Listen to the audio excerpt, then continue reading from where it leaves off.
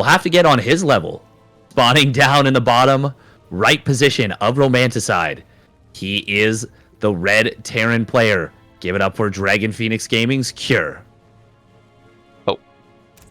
I realized I was watching Enki's broadcast. I'm like, why are we introducing Cure here? Anyways, spawning in the upper left, in the blue. This time we're actually introducing him when our camera's looking at him. The man from Busan. He is DRG. Representing Team NV. And this is cool. Okay, this is something I've seen a little bit recently, or once recently. So what you do, you get these barracks here, and you might have seen a little click there on that mineral patch. With 2 SCVs, that is enough to mine out one of these mineral fields. And that is going to allow you to get through this position very, very quickly. But DRG, he's on to your new meta, Cure. He's seen this before, and he is going to have an Overlord scout scouting this. And he's going to see this so early on. Yep. He will see it, but the question is whether he will have a cure to the aggression. Okay. I gotta get it out of my system, okay? But anyways, yeah, this, of course, is the build that Bunny used to kill stats on Romanticide in GSL Code A. So, although I believe there was a mule involved in knocking down some mineral lines with that. So that was a little bit interesting there. Of course, this is only 2 racks. We're not going to see anything more than that. And yeah, it only is 2 SCVs to mine that out. So I'm not sure why there was a mule that was used in the Bunny build, but I remember seeing one in the thing. Anyway, we will have the Marines on the way out here. And you got to remember, this is a 2 racks. It's not too committed. What is that one drone doing? Just delaying a little bit is, well, I mean, he keeps the bunker from getting up for a little bit, and he actually gets the kill on the SCV and a cancel on the bunker. Yeah, this is already a shutdown. This is already just not happening. 10 lings on the way. DRG has to try and keep the drones alive, but I think he's going to have no problem holding this. Yeah, there's already 8 lings on the map. I don't even think he needs to pull the drones at this point. Yeah, totally fine here at this point, and this is 100% held. Man, I wish this happened when I got 2 racks, you know? Like, yeah. I die when I get 2 racks, but of course, DRG, a far better player than either of us by a significant margin. But, you know, this bunker is starting to get up, and that gets a little bit scary. Of course, more Zerglings are on the way. How many queens do we have? We have 2, so I would love to see the queen brought onto the low ground. But yeah, there we go. Now with the queen on the low ground here, there's no way this bunker gets on up.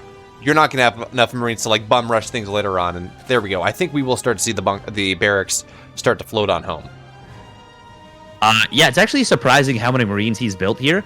I think he feels like he has to scale with the Zerglings and at least represent threat. I really appreciate that he didn't commit in there, because this will, like I said, represent threat. And he is going to be able to find this Overlord, which is nice. But DRG did float it quite a ways away, so that means the barracks going to have to go a pretty long distance. But still, very impressive hold from DRG. And look at that, he knows the barracks is coming, and he's like, well, I guess I'll just float on away. But the gas bag does get taken out.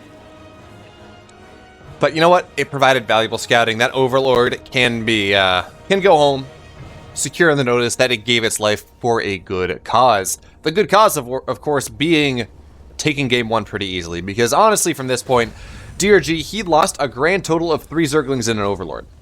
Yeah, sure, he's lost 203 odd minerals. He's lost an SCV, he's lost a Marine, and he's lost a bunch of bunkers that never really completed.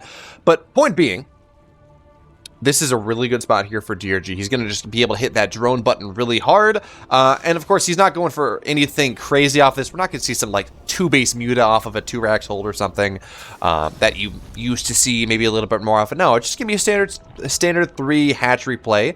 And that makes a lot of sense, because once your opponent has done something aggressive and it hasn't worked, well, you just have that free reign to hit that D button, or whatever you have it bounded to. Hit the drone button and go to town.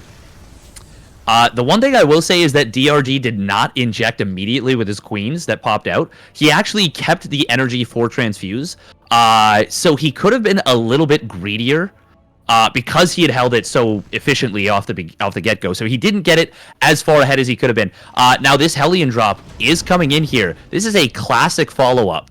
to the 2 racks, and lane speed is finished, but not in position. However, DRG with a great Overlord scouting. We'll see this coming. Oh, but the Hellions are actually going to juke back to the 3rd base, and they're going to find some great lineups. The drone barbecue is on, and that is 9, 10 drones going to be going down. Now, the medevac will go down, and these lings are going to trap the Hellions. But that was absolutely worthwhile, I think. Well, yeah, he didn't get anything out, so maybe not. Yeah, 10 workers for that. Okay, so in contrast, right, the magic number for a drop like that against a Protoss player, for example, is 8 probes. You say, okay, if I get 8 probes, even if I don't get everything out because I kind of don't expect to, I'm happy with it. Granted, the economies work a little bit different in these matchups. Zerg players tend to get a little more workers, whatever. I'm not exactly sure how the math works on that. But I think at the very least, this brings this game closer to even for Cure. I don't know if this makes it even right now because, again, DRG, he's still hitting that drone button because, once again, he holds off the aggression. He takes a little bit more damage this time, of course, but he holds it off. So he can feel confident in his ability to hit that DQ once again, get further onto that economic idea and keep going. But Cure doesn't want that to happen. He says, look, okay, I'm not in the best spot here. I don't want to take this game super late without getting some more damage done. And noticeably, DRG took the triangular 3rd, but he has not mined out the minerals. So there's a fantastic position that Cure could take here through the mineral patch that would allow him to make that push happen, but no, he's just going to push on in on the right-hand side, which again, you got some doodads. It's also a really nice way to do things. So we're going to have to see how much damage Cure wants to get on done here. Now, we don't have a Baneling Nest. No, we do have a Baneling Nest, but we don't have any Banelings on the map, I don't believe. So the Marines are going to stim on in here, and actually, this 3rd base is under significant threat. Yeah, I think DRG actually has to give it up. I don't think he can contest this. He only has mostly queens. Lings are going to try and come in here, but there's not enough of them. And, well, the queens, they are getting obliterated by those tanks. And, yeah, that's GG. Cure catches him off guard right there. Damn. DRG, he should have sacked that base. Once those tanks were set up, he could not take that fight. And that was very, very decisive from Cure. And DRG, he saw the move out with his Zergling, but he didn't really respect it. He assumed there wouldn't be tanks with that. Yeah, and that was one of those pretty cool things you can do where you go on in and you just put the tanks in the medevac and say, it's a Marine drop. Pay no attention. It's totally fine. And then it wasn't fine. It absolutely wasn't fine. But, Steadfast, man, proxy 2 racks, proxy 3 racks, proxy 4 racks. What a fantastic style. It's Imba. I never see it lose in tournaments. Did I get the meme right? You were close enough. I was waiting for that. I never see proxy 2 and 3 racks lose in tournaments. That was crazy. Now, DRG did not realize that there was a pretty big 2-base commitment behind that. The 3rd command center was delayed. It was actually a single engineering bay with +1. And yeah, he just got really blindsided by it. I think all he needed to do to hold that was just have like 10 less drones and 20 more Zerglings. He had a ton of queens. He had okay creep. Yeah. I think the biggest thing he was missing was a couple Banelings. Force the bio to target things down. Because or split against it, right? Because he had the Baneling Nest, he just didn't have any gas spent on it, and there we go. Let's get in that game. Yeah, so I think that was really one of the bigger issues there, not having those minerals down. Granted, Cure didn't really take advantage of that, but if you have those minerals down, then you can kind of flank around and maybe make a hold in that way. So a bunch of different things, but I think we're just going to ascribe it to strategical imbalance. It's a proxy 2-3 racks. I never see it lose in tournament scenarios, is what we're getting from this event. And if we see it later and Cure loses with it, we're just going to ignore it. That didn't count. That's how that goes, right? Yeah, 100%. Yeah, no, it's when Zerg loses, it's due to imbalance. When when Terran loses, they just got outplayed. That's just how it be. I don't make the rules. It's just what it is. And we're seeing a very quick SCV move out once again. We're gonna see something similar as we have spawning down on the bottom right, representing Dragon Phoenix Gaming. The red Terran player, he's Cure. And his opponent in the upper left, in the blue from Team NV, he is Dong Regu. I was waiting for you to be like, does he have the antidote? But Nah. I was like trying to like channel it with brainwaves. It didn't work. I felt it, Steadfast, but I gotta keep you guessing here. I can't just play into it every single time. That, of course, would be too predictable, and the worst thing we can do is be predictable as casters. So we just gotta be, you know, the what is it, XX random. It's a spork rar is how we're gonna cast this from now on, right? You know, it's been too long. Oh yes. Oh. He just turned the Overlord. Oh my god, he was on the right path. He would have just clipped the side of that Rax with his vision. But he turned it at the last second. He's checking this high ground location. And Kira's saying, oh, I know where you're going to look. I know where you're going to look. And he puts the barracks just a little bit higher up there. Nice job from Kira. Sorry, go on. It doesn't matter. What does matter is, in fact, that, yeah, DRG has not seen this. But, you know, it's kind of interesting, because DRG, we talked about how he seems to be taking a page from the European meta, from how Raynor and Cyril play this matchup. And one of the things that Raynor and Cyril do a good bit is they send out those scouting drones all over the place. They say, look, I don't want to get proxy barracks, and if I do, I want to make sure I know about it. And unfortunately, Overlords don't really show me enough. So now with DRG, he will get his first idea that, oh, maybe something's a little bit wrong here. So that the drones will get pulled on. But of course, this has provided Kira enough time for a couple things to happen. A, the bunker's a lot closer to being done. B, there are 3 Marines in this clump now, not just the 1. So it's going to be a much more powerful fighting force here. But Kira, he's going to try to micro in here. And he's going to just try to get as many drones as possible. 3 have already gone down. Fantastic micro from the Dragon Phoenix Gaming Terran player. More and more drones are going down. And I think we're at the point where it doesn't really matter whether this gets shut down anymore, whether these Marines go down, because it's 6 workers will go down. And with the mining time loss, yeah, it's already worthwhile. 100% it is worthwhile, and it's going to be a Reaper to follow this up. Nice job from DRG right there, setting up the 1 Ling on the one side. Actually kills it off. Damn, 1 Ling that goes against a Marine when it spawns right out against it will take it out. That's cool to know. But now that these Reapers are going to be out, these Lings will die, and that's just a fact. And you mentioned it before, DRG is already quite far behind in this game. He is in a rough spot. Yeah, and of course, all of these Zerglings, or at least most of them, will go down. Look at this! Cure targeting down the further away Zergling to make sure he gets both of them.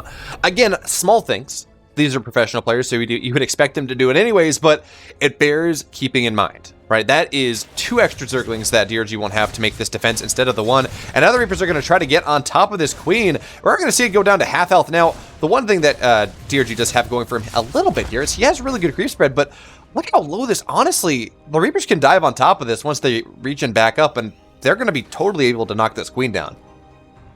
Yeah, it's not like there's like a 3rd Queen that's about to pop out. It's only about halfway done. And if Kira just dives into the main base, he might actually just go after the 2nd Queen, knowing that the 1st Queen has to like... Yeah, DRG has to bank energy on this Queen.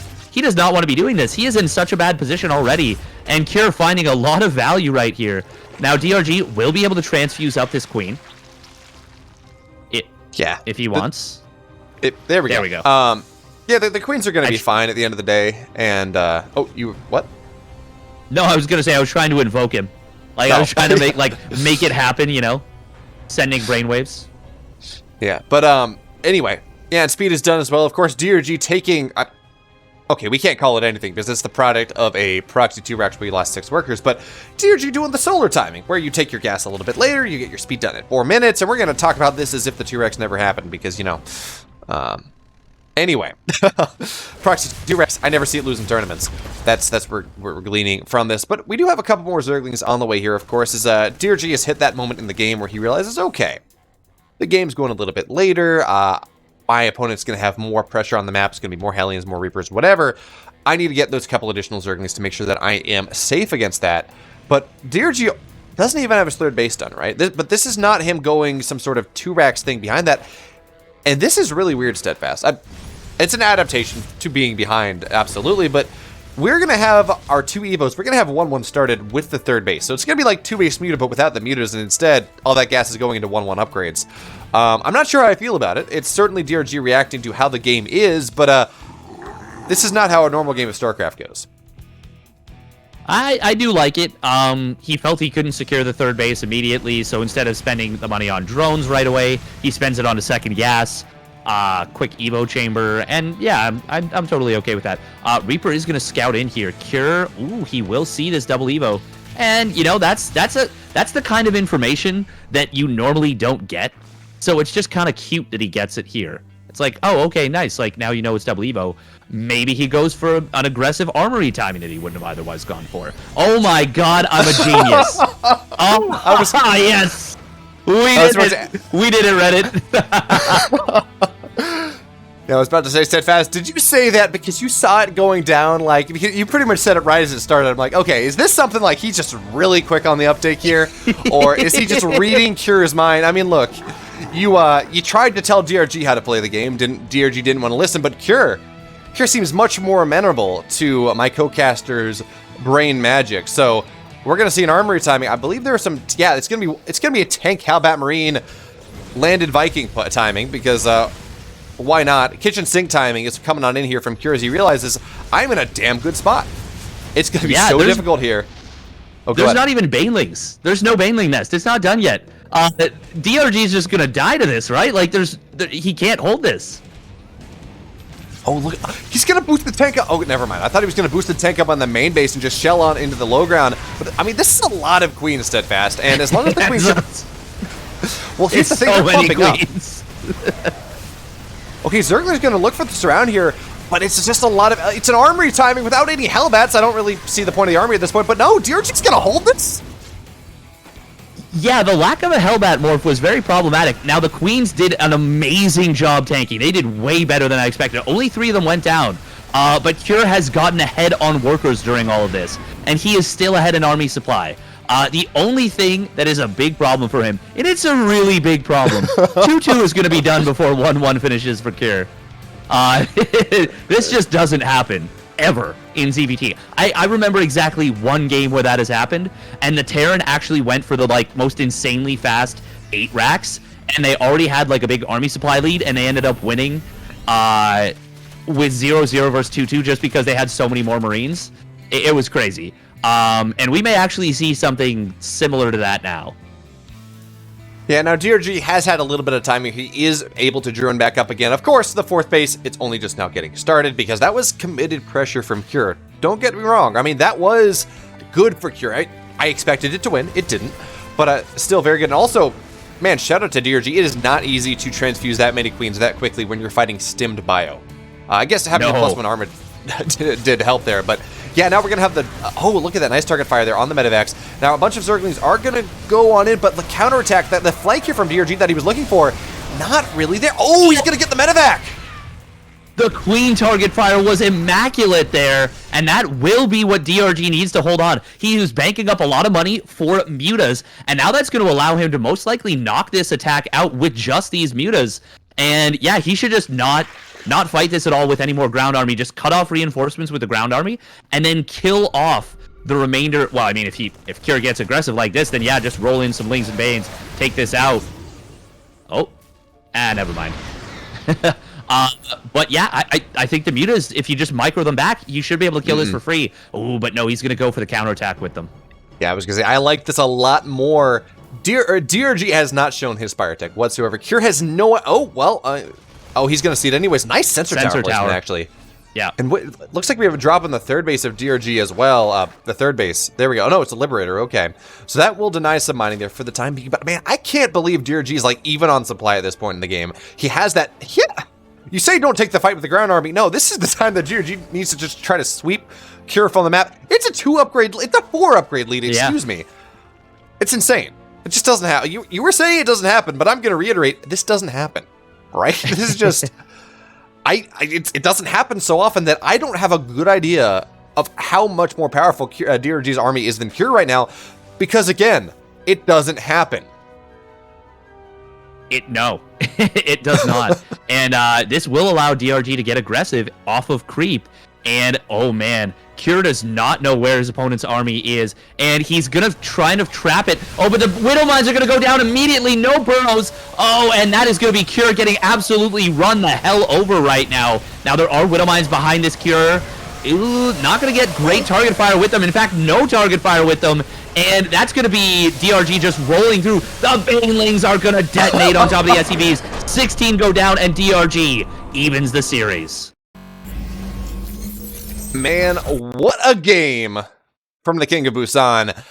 He took 6 workers early. He held that 2-rack so much worse than he held the 2 racks in game number 1. So, wait, what we're learning here, Steadfast, is if DRG holds a 2 racks, he loses the game.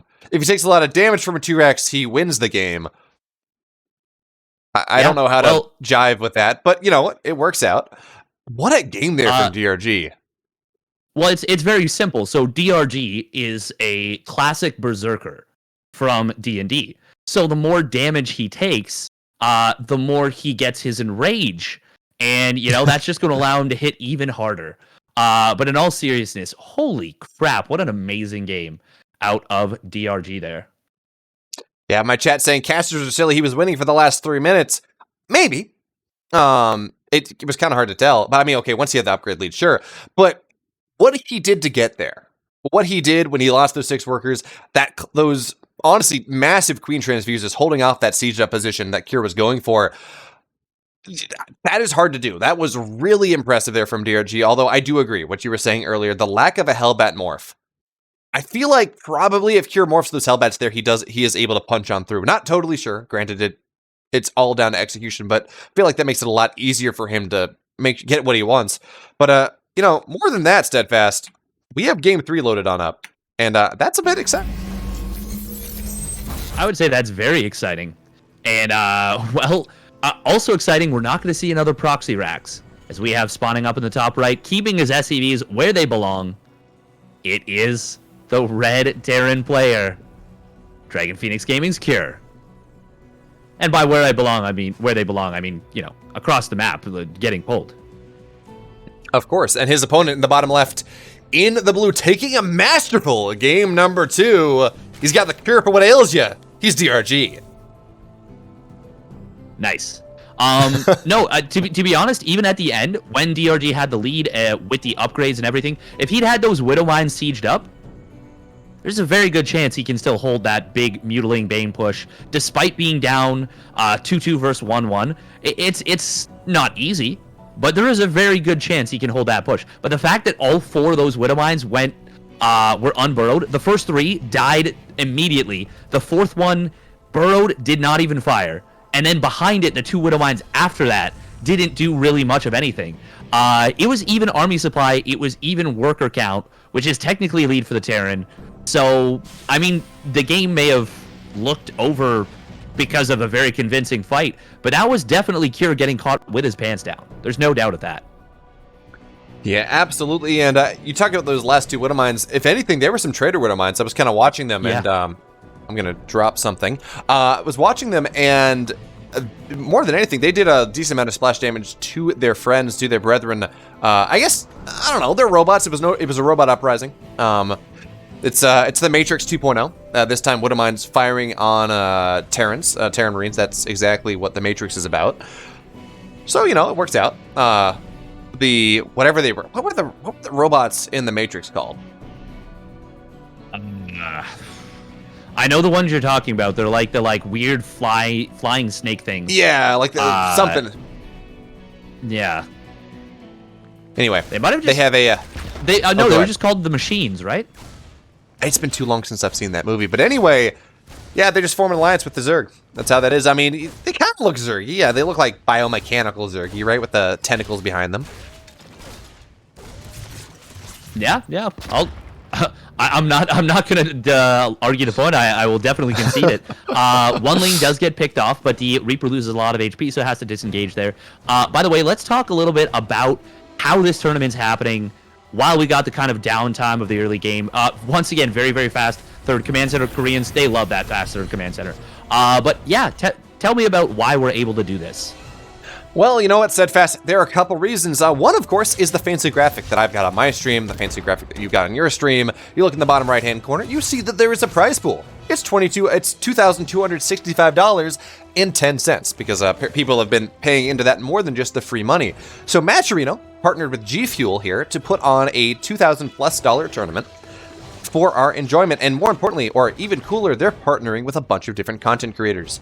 Steadfast, you invited 3 players. Alpha X, we invited 4. Artosis invited 4, Pig invited 4, etc., etc. So that was really cool. And this is in part because G Fuel has launched a new line of G Fuel energy drink, right? It is the Pink Drip Pylon, or the Pink Drip energy drink. It apparently tastes like candy. I would love to give my first-hand impressions on it, but unfortunately, it's still stuck in the mail. Thank you, COVID. But if it's anything like the other G Fuel drinks that I have had the opportunity to sample from other things, it's going to be fantastic. Nice job there. Did he target down the Reaper? He did. He clicked that Reaper to get that splash damage. Sexy move out of Kier right there. You know, sometimes you look and you're like, ooh, that's pretty nice. But sometimes you have nothing else to say other than that was damn sexy. But and we see a medevac coming down, by the way. That we do. And there we go. Armory on the way. It's going to be Hellbat push in game number 3. But Steadfast, before things get a little bit too crazy, was that micro as sexy as the new Pink Drip G Fuel drink? Well, it was a close second, but nothing's as sexy as corporate sponsorship. Apparently, the Matrix machine is called Squiddy. I actually have this here. That's very funny. But we got Old Man Toast in the chat with the understanding right there. He knows it's the Sentinel. The Sentinels. Yeah, that seems more right. Well, I think the entire race is I do like Squiddy, though. Oh, wow. Young beat Armani and Joan 2-0 Beyond. Anyway. Hellbat's coming in. Those are sick results. But DRG is at risk of dying right now. He's going to come in with the Lings. Oh, man. The Hellbats are so nicely set up. Ooh, that medevac almost getting taken down. Does just barely survive. Nice transfuses, but one of the queens has gone down. Make it 2, make it 3. All these Hellbats are still standing strong. Great micro from DRG so far. He will pick off that one medevac, but all the queens are going to get picked off, and there's still 6 Hellbats remaining. There's already 7 Hellbats remaining. Oh, man, this is so tough right now. I would actually love to see these turn back into Hellions. Yeah, and they are going to go hunting for these drones. Sentinels of their own, but the Hellbats are actually blocking them up. Oh, bunch of reinforcements! No!